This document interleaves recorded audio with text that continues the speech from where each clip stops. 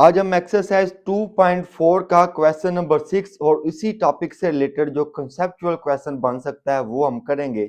Question number 6 में वो क्या कह रहा है भाई, आपको अर्थक्वेक को मेजर करने का एक फॉर्मूला दिया हुआ है। वो क्या होता है, m is equal to log 10 a over a naught. एक a को आप कहते हैं एम्पलीट्यूड और इसकी वैल्यू दी हुई है 10,000। a नॉट को आप कहते हैं रेफरेंस एम्पलीट्यूड और उसकी वैल्यू दी हुई है 10। अब आपने फाइंड क्या करना है, what is the magnitude of the earthquake, यानी कि m आपने क्या करना है, फाइंड करना है। तो सिंपल सी बात है भाई, मैथ में क्या होता है कि अगर दो वैल्यू दी गई हो तो तीसरी फाइंड करना आसान होता है। तो पहले आप क्या लिखेंगे, गिवन। गिवन में आपको क्या दिया हुआ है, a यानी कि 10,000, a नॉट क्या है 10। अब आप फॉर्मूला लिखेंगे m is equal to log 10 a over a naught. जो वैल्यूज दी गई हुई हैं वो आप पुट कर दें। a हमारे पास क्या है 10,000, a नॉट है 10।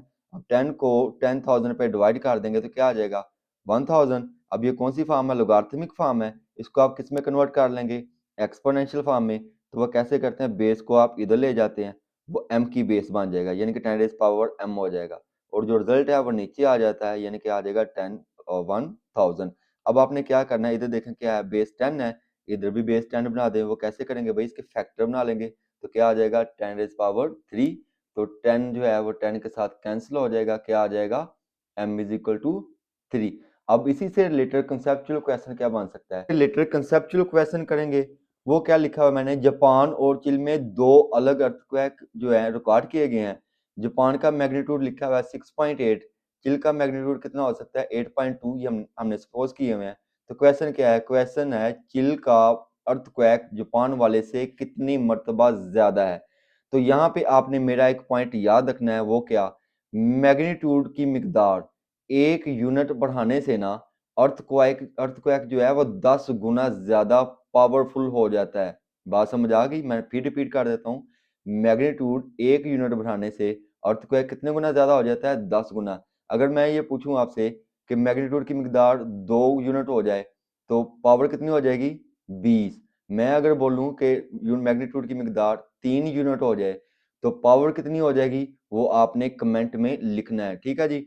तो सोल्यूशन मैं लिखने लगा हूं इसका, हिंट मैंने लिखा भी हुआ है, I2 over I1 is equal to 10 8.2 minus 6.8।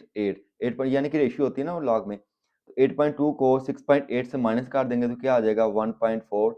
10 is power 1.4 is equal to 25 times जो है वो एक्स्ट्रा हो जाएगा, ठीक है जी। नेक्स्ट क्वेश्चन नंबर 7 और उससे रिलेटेड जो कंसेप्चुअल क्वेश्चन बनता है वो हम करते हैं। क्वेश्चन नंबर 7 में वो क्या कहता है भाई, अब्दुल्ला ना एक इन्वेस्टर था, उसने क्या किया 1 लाख रुपए इन्वेस्ट किए सेविंग स्कीम पर और उसके एवज उसको 5% मुनाफा मिलता है।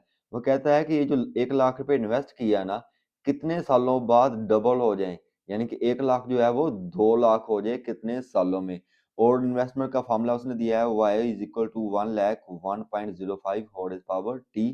तो पहले हम फार्मूला लिख लेंगे, y is equal to 1 lakh 1.05 whole power t। तो इन्वेस्टमेंट कितनी है 1 लाख। तो गिवन कंडीशन क्या है कि इन्वेस्टमेंट विल बी डबल, तो मैंने लिखा हुआ है so y is equal to 1 lakh multiply by 2। चूंकि इन्वेस्टमेंट डबल है ना तो इसलिए हम क्या करेंगे, इसको 2 से मल्टीप्लाई कर देंगे, क्या आ जाएगा 2 लाख। तो फिर फार्मूला आपके पास है y is equal to 1 lakh 1.05 whole power t। तो y की वैल्यू लिख दें, वो कितनी है 2 लाख। तो is equal to 1 lakh 1.05 whole power t। तो ये जीरो जीरो के साथ कैंसिल हो जाएंगे, क्या रह जाएगा इधर 2, इधर क्या रह जाएगा 1.05 होल पावर t। अब आपने t फाइंड करना है ना, जब एक्सपोनेंशियल वैल्यूज होती हैं बट पावर वाली वैल्यूज को सॉल्व करने के लिए लॉग लिया जाता है। तो क्या करेंगे, taking log on both side. तो 2 के साथ भी आप क्या लिख देंगे लॉग, और 1.05 होल पावर t के साथ भी क्या लिख देंगे लॉग। पावर जो है वो लाख से क्या होती है पहले आ जाती है, टी लॉग 1.05 हो जाएगा। अब लॉग 2, और चूंकि हमने टी फाइंड करना है, टी हमने क्या करना फाइंड, ये इधर आके क्या हो जाएगा डिवाइड। तो मैंने लिखा है लॉग 2 1.05। इसको आप डायरेक्टली कैलकुलेटर में सॉल्व कर लें, चाहे वो लॉगरिथम टेबल में सॉल्व कर लें, तो आपके पास क्या आ जाएगा 14 ईयर। अब नेक्स्ट आप लोगों के लिए चैलेंज है, 99% लोग इसका आंसर गलत देते हैं। आप लोगों ने अगर ये लेक्चर सुन लिया है ना तो आप इसका आंसर आसानी से दे लेंगे, और आपने इसका आंसर जो है कमेंट सेक्शन में लाजमी मेंशन करना है। अगर आपसे सॉल्व ना हो तो आप कमेंट सेक्शन में बता सकते हैं, मैं इसको सॉल्व करके भी दे दूंगा। क्वेश्चन क्या है, अगर एक इन्वेस्टर 1 लाख रुपए इन्वेस्ट करे और उसके एवज उसको 5% जो है वो मुनाफा मिले, तो कितने सालों बाद उसकी जो अमाउंट है वो 5 लाख हो जाए। और हिंट मैं आपको दे देता हूँ, y is equal to 1 lakh 1.05 whole raise power t। अब इधर जो है आपने क्या करना है, y की वैल्यू पुट कर लेंगे और आंसर निकाल के आपने मुझे लाजमी बताना है। अब हम क्वेश्चन नंबर 8 और उससे रिलेटेड कंसेप्चुअल क्वेश्चन करते हैं। क्वेश्चन नंबर 8 में वो क्या कह रहा है कि हुरिया ना माउंटेन पे चढ़ रही है, एक पहाड़ी पर चढ़ रही है, जैसे जैसे वो ऊपर जा रही है ना तो 3% जो है टेम्परेचर कम हो जाता है। कितने फासले पर?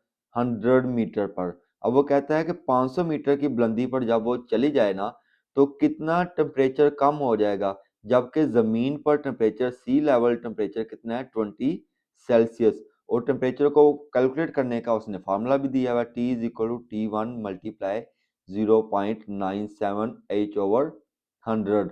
तो गिवन आपके पास क्या है, T1 वो कितना है 20 सेल्सियस, और कितनी हाइट पर करना है हमने कैलकुलेट 500। यहाँ पे याद रखें उसने 500 मीटर बोला है तो 500 मीटर वाली वैल्यूज लेनी है।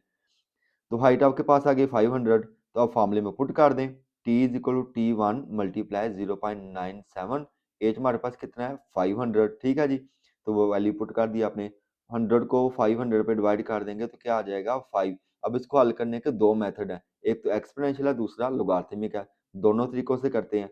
तो ये आसान सा तरीका कर रहा है, तो क्या करेंगे 0.97 की ना पावर आप कैलकुलेटर में ले लेंगे 5 और उसको मल्टीप्लाई कर देंगे 20, आपके पास आंसर आ जाएगा 17.17 सेल्सियस। अब हम दूसरा मेथड करते हैं। दूसरा मेथड लोगारिथमिक होता है। अब ये जो वैल्यू दी हुई है ना t is equal 20 multiply 0.97500 over 100। अब क्या करें, दोनों साइड पर log ले लें। तो देखो log t और log लिख दिया मैंने, ठीक है। अब log को अंदर जो है आप अप्लाई कर देंगे, log 20 मल्टीप्लाई की जगह क्या आ जाता है 5 और इसके साथ भी log आ जाएगा log 0.97। पावर जो है वो क्या होती है log से पहले आ जाती है। तो ये वाला जो पॉइंट है ना इसको आपने थोड़ा सा समझना है, ये स्मॉल वैल्यूज का लॉग है।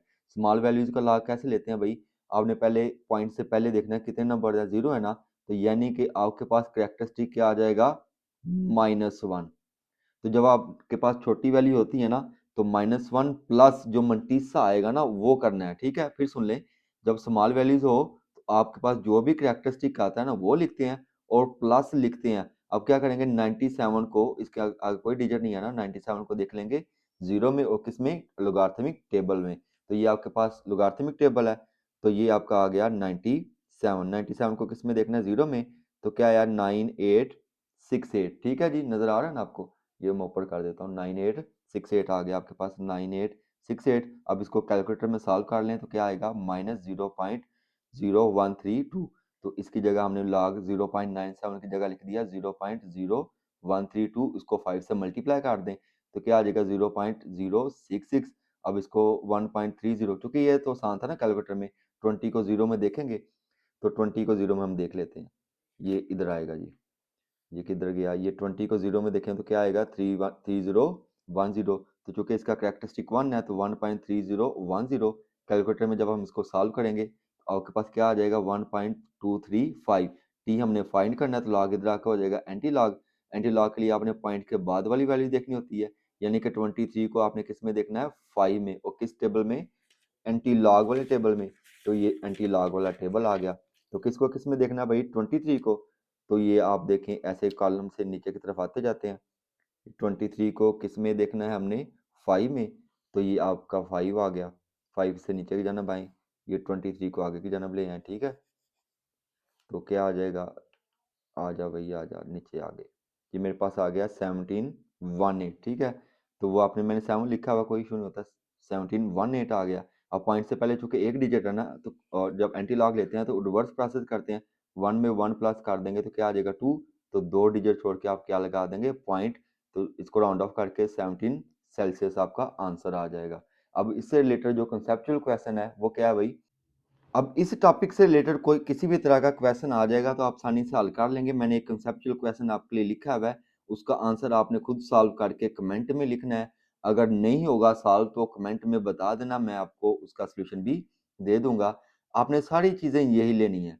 अगर इसी टेम्परेचर पर जो डिक्रीज हो रहा है का कंसेप्ट लेना है आपने, बस आपने क्या करना है, माउंट एवरेस्ट की एल्टीट्यूड ले लेनी है, वो कितनी है 8849 मीटर, यानी कि सिर्फ हाइट चेंज करनी है और इनिशियल जो टेम्परेचर है वो आपने चेंज करना है, यानी कि इनिशियल टेम्परेचर क्या हो जाए 25 सेल्सियस। तो आपने क्या निकाल देना है, मुझे टी निकाल कर आपने मुझे दे देना है, ठीक है, कमेंट सेक्शन में लाजमी।